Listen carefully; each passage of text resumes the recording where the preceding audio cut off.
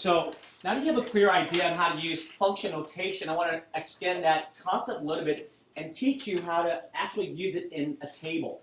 Okay, it's actually pretty simple. So pretend this. Pretend that, I want to teach you how to graph using a table, and pretend that I have this particular function right here. Let's say that. Can we go ahead and convert this back into a function notation? Yes. What do you do? Okay, let's call this function f. All right, so you right here? Okay, good. So basically, function f taking an input, and what does it do to the input? Multiply by 2. Good. So the input multiply by 2 and subtract 3. So this is your function notation, right? Of the equation above.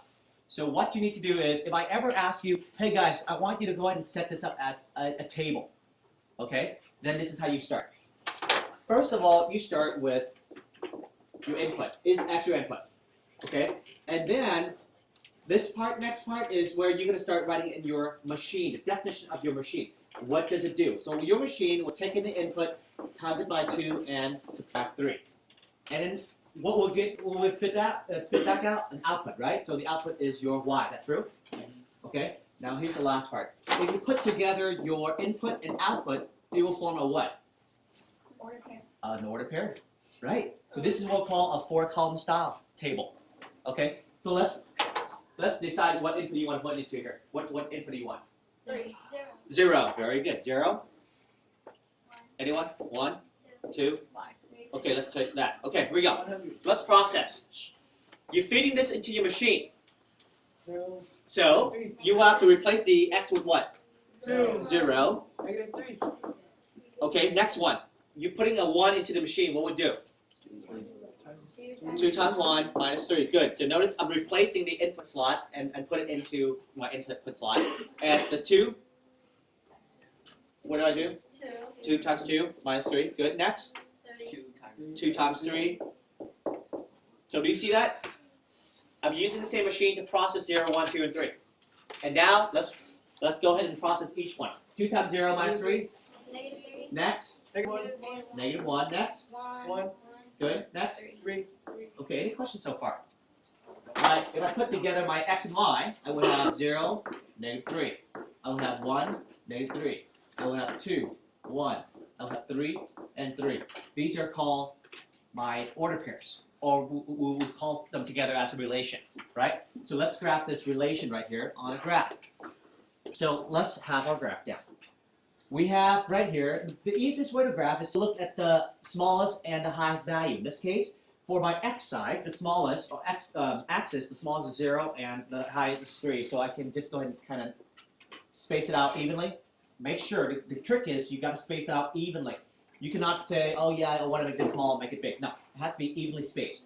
So 1, 2, 3. Next one, for my y axis, the smallest is -3 and the highest is 3. So that means it's going to take over both negative and positive side. So notice I space it out as well. 1, 2, 3, -1, -2, -3, and now I can start plotting my points. 0, -3. Where do I put that one? 0, -3. Good. So it's down here, right?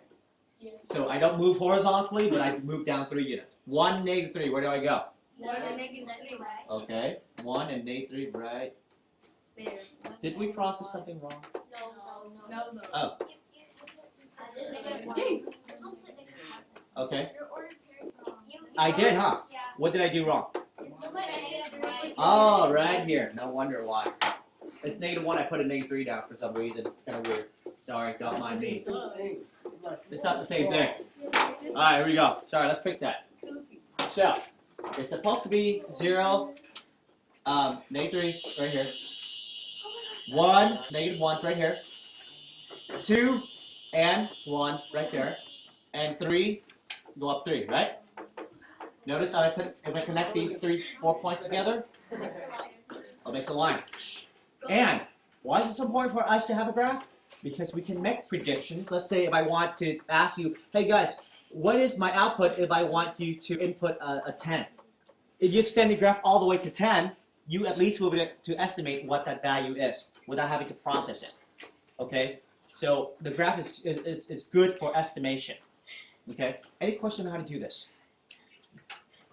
to do a four-column style like this, to take your function notation, process input, give you back an output, put together an input and output to form a point, plot the point, and make a graph. Any questions at all? We're good, right? Okay, let's stop that right here.